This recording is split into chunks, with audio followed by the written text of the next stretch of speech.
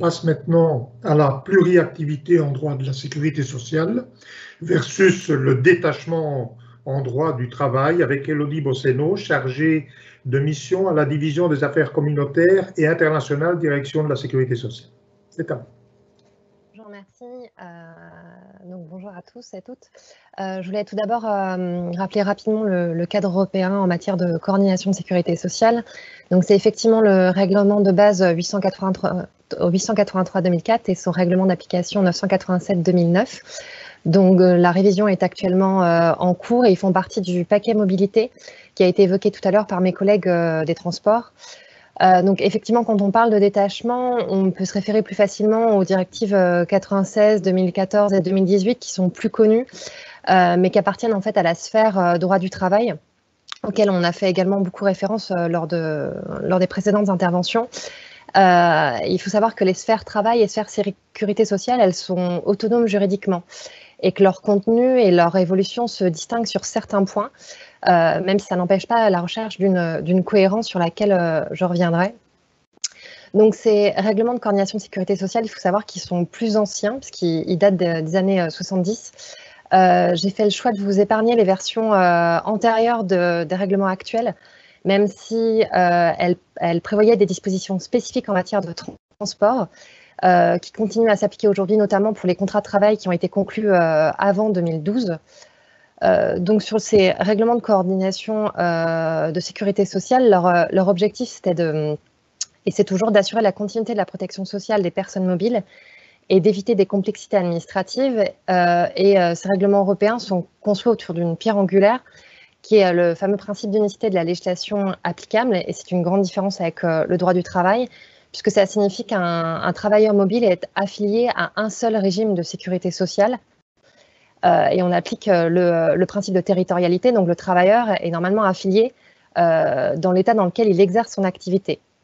Pour autant, ces règlements européens de coordination de sécurité sociale prévoient des aménagements. Donc on a une disposition spécifique pour le personnel navigant que Magali vient de mentionner, donc sur laquelle je ne reviendrai pas, qui est prévue à l'article 11, paragraphe 5 du règlement 883-2004, et qui est construit justement autour de cette notion de base d'affectation. Donc normalement, le personnel navigant sera affilié dans le pays où se situe cette base d'affectation. Donc les règlements européens de coordination prévoient des dérogations au principe de territorialité, et c'est les fameuses notions de détachement et de pluriactivité. J'apporterai tout d'abord une précision, c'est qu'un personnel navigant peut être détaché ou pluriactif. C'est-à-dire qu'un changement temporaire de sa base d'affectation, qui serait dû par exemple à des besoins saisonniers ou à l'ouverture d'une nouvelle base dans un autre État membre par la compagnie aérienne, ne conduit pas à un changement de son affiliation. Par exemple, si on a une compagnie aérienne qui ouvre une nouvelle base d'affectation dans un autre État membre, dans une logique de prospection commerciale, elle pourra y détacher du personnel navigant pendant moins de 24 mois. Autre exemple, si un pilote est recruté par une entreprise de travail temporaire dont le siège social serait à Chypre, qui est affecté auprès d'une compagnie aérienne et basée à Madrid pendant 6 mois, ce même pilote est renvoyé auprès d'une autre compagnie sur une base d'affectation à Rome pendant les 6 mois suivants. Donc ce pilote en fait change régulièrement d'état au bout de quelques mois en fonction des besoins saisonniers, et il pourrait être considéré comme un pluriactif, notion sur laquelle je reviendrai plus tard.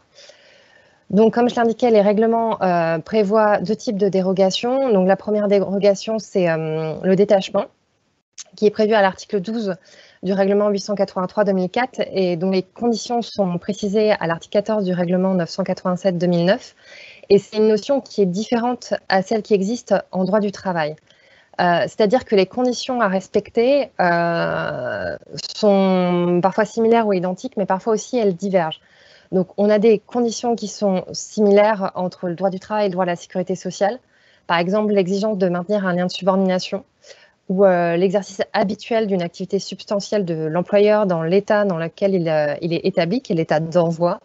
Et on a des conditions qui sont différentes. Par exemple, le caractère temporaire du détachement. On sait que c'est 24 mois en sécurité sociale. Jusqu'à longtemps, ce n'était pas précisé en droit du travail et la nouvelle directive de 2018 limite le détachement à 12 mois, plus une prolongation possible de 6 mois. Enfin, on a des conditions qui n'existent en fait qu'en droit de la sécurité sociale qui font que le régime peut paraître du coup plus strict. Par exemple, un travailleur ne doit pas être envoyé en remplacement d'une autre personne détachée. Le travailleur doit être affilié pendant 1 mois au régime de sécurité sociale de son état d'envoi avant le détachement. Et on a aussi une condition d'interruption de 2 mois entre 2 détachements. Une autre différence entre le droit du travail et le droit de la sécurité sociale, c'est qu'en droit de la sécurité sociale, un travailleur indépendant peut s'auto-détacher. Ce qui n'existe en droit du travail, seul un salarié peut être détaché par son employeur. Une autre distinction majeure entre le droit du travail et le droit de la sécurité sociale, c'est sur la formalisation du détachement. En droit du travail, et c'est quelque chose que Sandrine Johnson du CRPN a évoqué tout à l'heure, en droit du travail, l'employeur va déclarer préalablement le détachement auprès de l'État membre d'accueil. En droit de la sécurité sociale, c'est l'employeur ou le travailleur indépendant qui va informer du détachement et si possible préalablement l'État membre d'envoi. Donc en effet, c'est celui-ci qui vérifie les conditions et qui détermine la législation de sécurité sociale applicable et qui émet le fameux document portable A1 qui atteste de l'affiliation du travailleur à son régime. Et ce formulaire A1 s'impose à l'État membre d'activité. Il ne peut en demander le retrait qu'en suivant une procédure longue et complexe, comme l'a évoqué Sandrine tout à l'heure, une procédure entre institutions qui, en quelque sorte, il est vrai, exclut le travailleur. Donc, pour en finir, j'en finis avec le détachement et je viens à la deuxième dérogation qui est prévue par les règlements de coordination de sécurité sociale, donc qui est fixée à l'article 13 du règlement 883/2004, et c'est la pluriactivité. Donc, c'est une notion qui n'existe pas du tout en droit du travail. Donc, qu'est-ce que la pluriactivité c'est une notion qu'on emploie par souci d'efficacité de langage, mais un travailleur pluriactif exerce en fait normalement une ou plusieurs activités sur le territoire d'au moins 2 États membres. C'est l'exemple des conducteurs routiers internationaux en fait. Donc, il peut exercer des activités salariées ou non salariées de manière simultanée ou en alternance.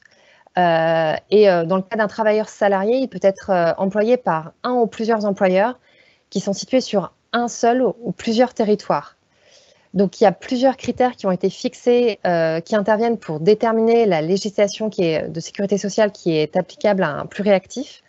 Donc, ces critères, c'est l'activité, le lieu d'activité, d'exercice de l'activité substantielle du travailleur.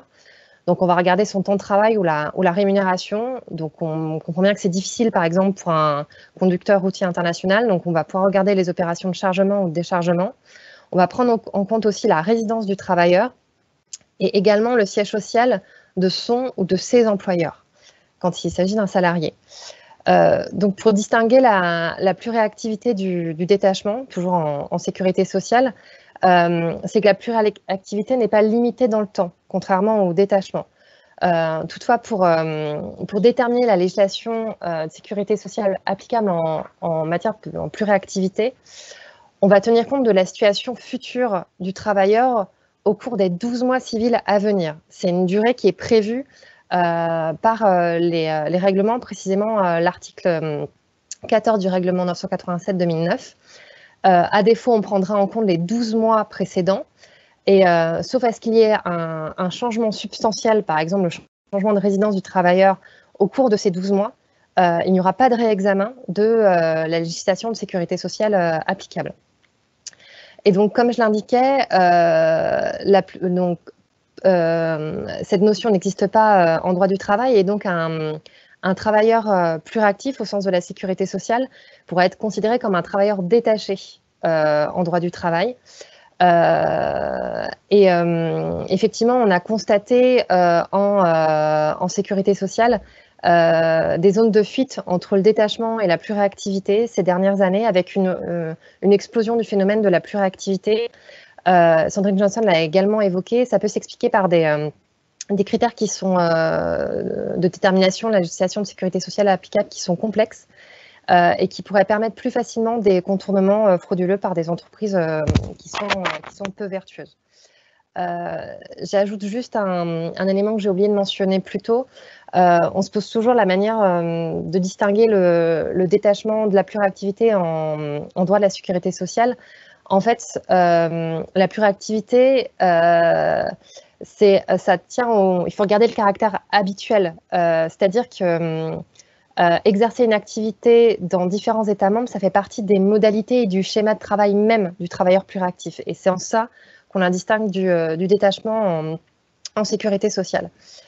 Pour terminer, je voudrais mentionner l'arrêt AFMB, et je pense que l'intervenant qui va me suivre va y revenir de manière plus exhaustive. Donc, c'est un arrêt de la Cour de justice du 16 juillet dernier, et justement, c'est intéressant parce qu'on a cette recherche de cohérence entre les sphères sécurité sociale et les sphères travail, parce que c'est un arrêt qui intervient sur la notion de pluriactivité. On a peu de jurisprudence en fait sur cette notion de sécurité sociale. Et cet arrêt AFMB, il va préciser la notion d'employeur, qui n'est pas définie en fait dans les règlements de coordination de sécurité sociale.